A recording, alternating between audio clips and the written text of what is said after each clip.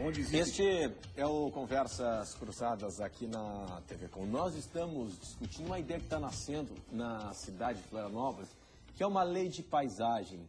Uma lei que diga o que pode e o que não pode, onde e onde não pode. Publicidade, ocupação de espaço público e preservação de uma paisagem histórica que preserve as linhas dos morros, que preserve a vista para o mar, as fachadas históricas. É isso que a gente está discutindo aqui. Mais ou menos pegando como modelo o projeto que a sociedade paulistana aplaudiu, que foi o projeto do prefeito Kassab, o projeto Cidade Limpa. O que é possível construir neste aspecto? Engenheiro Raul, no seu entendimento, para onde é possível avançar? No que é possível avançar? Sobre todos os aspectos. O próprio plano diretor novo já prevê, ou está dentro dos estudos previstos, está prevendo várias modificações, sempre em vista da preservação da própria cidade como um todo.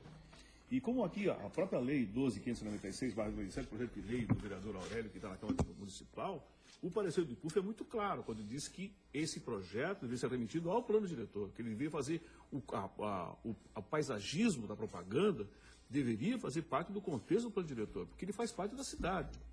Tá? E o que nós precisamos fazer é ter fiscalização sobre todos os aspectos e fazer as cobranças. Então nós temos aqui, muito claro na lei de 93, que diz o seguinte, no seu artigo 2, a divulgação de mensagem publicitária só poderá ser requerida e executada por pessoa jurídica com comprovada especialização em área de publicidade e que explore essa atividade econômica desde que devidamente autorizada pela Secretaria de Urbanismo da cidade. Então quer dizer o seguinte, hoje qualquer pessoa se arvola em dizer que é publicitária, em fazer propaganda publicitária. Então nós temos que aplicar a rigidez da lei para que a gente já tenha uma ampla limpeza na cidade. Claro, agora... Se você colocar, por exemplo, onde existe mais propaganda? Onde a velocidade dos veículos é menor. Sim. Se você pegar o Morro da Lagoa, onde a velocidade de descida e de subida é pequena, em qualquer das 7 curvas, coloca-se um monte de faixas. E por mais que eu mande tirar as faixas de manhã, à tarde coloca de novo. Mas aí eu imagino, professor, que nós temos uma questão de comportamento. A gente não pode esperar que a sociedade vai ser melhor só em função das leis.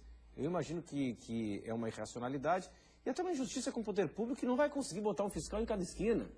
Nós não podemos ter um fiscal para cada... Agora, a gente precisa também de mudança de comportamento. Por isso que eu acho importante pessoas, a lei de São Paulo. Sabe qual é a importância da lei de São Paulo? Primeiro, que a lei de São Paulo está baseada numa lei, num conceito que é o chamado direito à paisagem.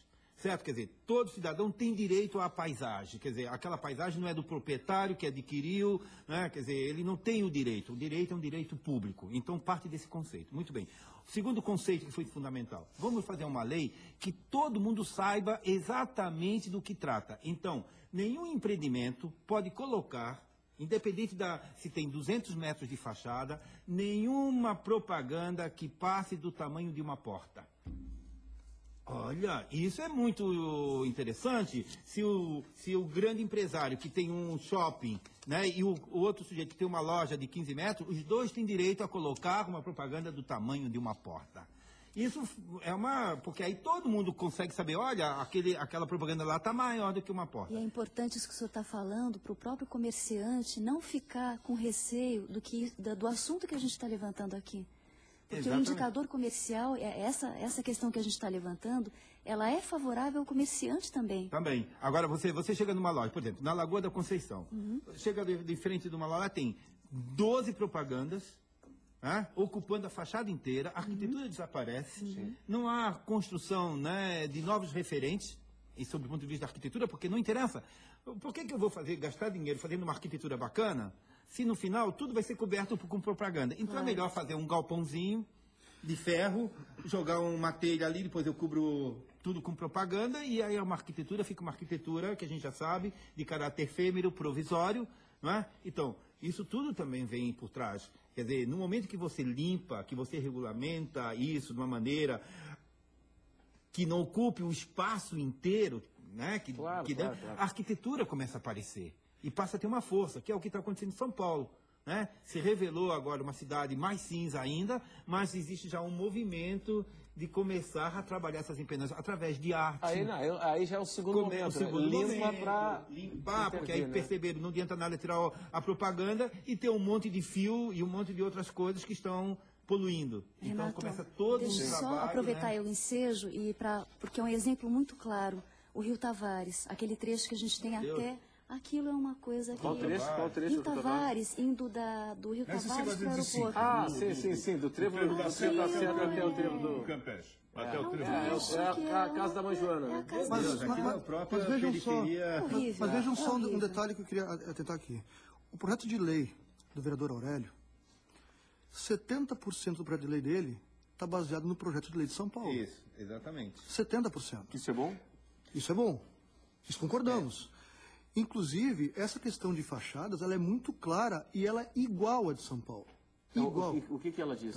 Por O que ele exemplo, diz do projeto? fachadas por exemplo, fachadas com até 10 metros lineares, você só vai poder colocar um painel na frente de até 4 metros quadrados. E fachadas lineares de 100 metros quadrados, 10 metros quadrados só. Isso reduz muito. Outra coisa, hoje existe muitos lugares que tem, no estabelecimento comercial existe a fachada, e aí é colocado na frente da fachada um pequeno totem num canto, e no outro canto um outro front light indicando o mesmo estabelecimento. Mas sem passar A a partir altura de 5 metros, desse né? projeto de lei, Perdão. isso também acaba. É só um dos elementos, e não mais 3. O projeto de lei que está na Câmara, e que teve também as sugestões da iniciativa dos empresários de mídia exterior, ele reduz em até 40% o que está na rua hoje. Esse é um dado que tem que ser colocado, esse número é um número relevante e que, assim, muda muito a cidade. Sabe por que isso, Renato? É muito simples. Assim, se eu tiver, na Beira-Mar Norte, 100 totens, eu vou alugar cada totem por R$1.000. Se eu tiver 10 totens, eu vou alugar cada totem por R$10.000. Então, essa redução, ela não é prejuízo econômico para ninguém. Muito pelo contrário, ela é ganho de escala. Claro. Sabe? Então, nós temos que fazer isso, é ganho de escala. E outra coisa, a cidade melhora. O que nós não podemos fazer é o seguinte, nós não podemos ter um totem de 20 metros de altura e um do lado de 5 metros de altura. Então, o padrão do tamanho, claro. aquilo que o César coloca muito claro, o padrão de tamanho tem que ser regulamentado. Então, você não pode colocar um totem de 20 metros de altura lá em cima com 50 metros quadrados de LED. Não pode, sabe? Tem que ter um padrão definitivo sobre isso e tem que ter uma regulamentação sob pena de você não ter domínio do espaço mais da cidade. Engenheiro Howen, hoje há uma lacuna com relação a Front light. front light, LED e totens. É isso, há uma lacuna. Exatamente. Então, esses que foram construídos, hein?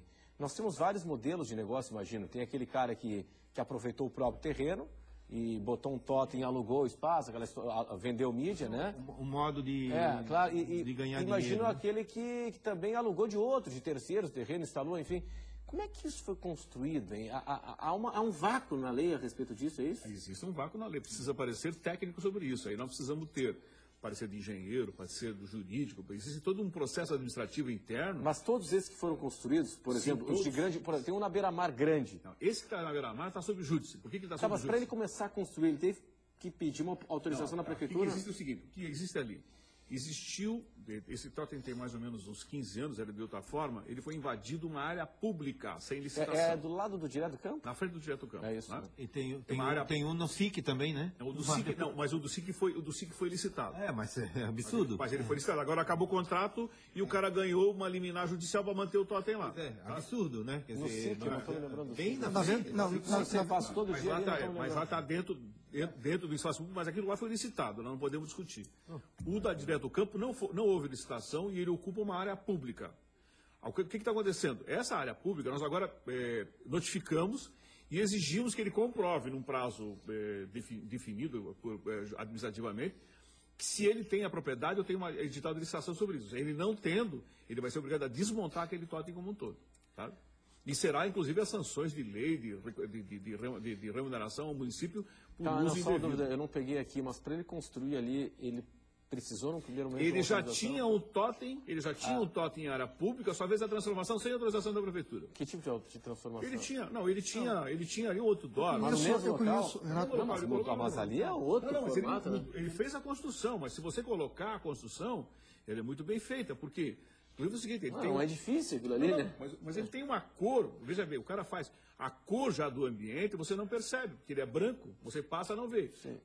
Nós só fomos efetivamente verificar isso, e inclusive as denúncias ocorreram depois que o LED estava todo instalado lá em cima, sabe? Que realmente ficou... Não, mas eu me lembro até, estava passando no trânsito, no dia que estava instalando, pô, tinha um baita de um caminhão de equipamento, né? Ele fez no Deu um final de semana. impacto no trânsito tremendo Ele e tal, fez no final né? de semana. Quer dizer, não foi da noite pro dia, né?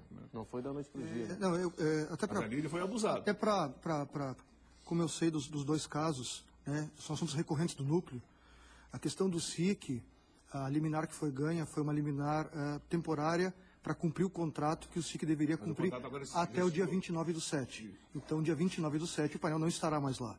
Tá? Quanto à questão da beira-mar, do painel de LED, existia antes ali um painel trifacial, que são aqueles painéis que mudam 3 imagens. Ah, sim.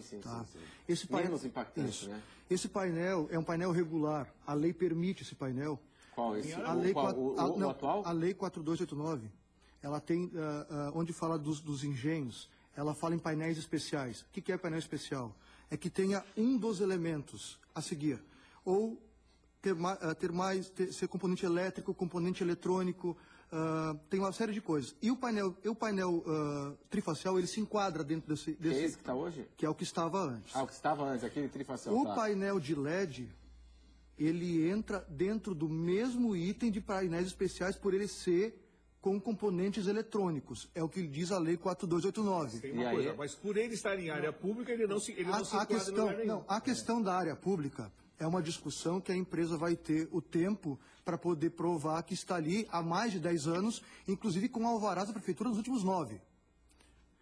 A questão do LED, a questão do LED é uma questão de avanço de tecnologia. Não, para mim eu vejo uma questão como segurança de, além de questão de paisagem, fluidez no segurança de trânsito, porque desvia a atenção do motorista. Eu acho que se existe um desejo político, a prefeitura devia começar fazendo a sua tarefa de casa. O que está no espaço público, o que foi autorizado. Da mesma forma como destruiu moradias, né? Porque senão a gente vai cobrar do outro quando... Tem que entender o seguinte, não estou fazendo uma defesa da administração, Dário Berger, absolutamente sobre esse aspecto. Por quê? Que esses vícios se carregam na cidade há mais de 20 anos. Infelizmente, isso acontece. São os golpes de esperteza que acontecem e se permanecem. A pessoa está lá há 20 anos e acha que esse virou direito adquirido. E você, por mais que você tente dizer para as pessoas que a legalidade é aquilo, eles não conseguem tirar. E você tem que estar com demandas judiciais sobre todos os pontos, sabe? E as pessoas não entendem que usar espaço público para ganhar dinheiro é muito bom, porque paga-se muito pouco. Paga-se R$23, R$25 para a prefeitura e se ganha um monte. Sabe? E isso é um problema seríssimo que nós temos que tem que ser debatido e enfrentado. E se nós pegarmos ainda mais, quer dizer, compreender assim, um campo expandido disso, que vai para o mobiliário, aí a coisa fica mais absurda ainda. Porque aí nós vamos ver que há uma invasão do espaço público, né? É a mesma coisa, é a mesma função que o ambulante faz ao longo do Largo da Alfândega que passa o terminal. O ambulante e essas pessoas que se usufruem disso fazem a mesma função, sabe? Simplesmente não obedecendo à lei para ganhar dinheiro. Bom, pessoal, eu preciso chamar um intervalo comercial, a gente vai para o intervalo e em instantes estaremos aqui de volta na sequência do Conversas Cruzadas na TV Com.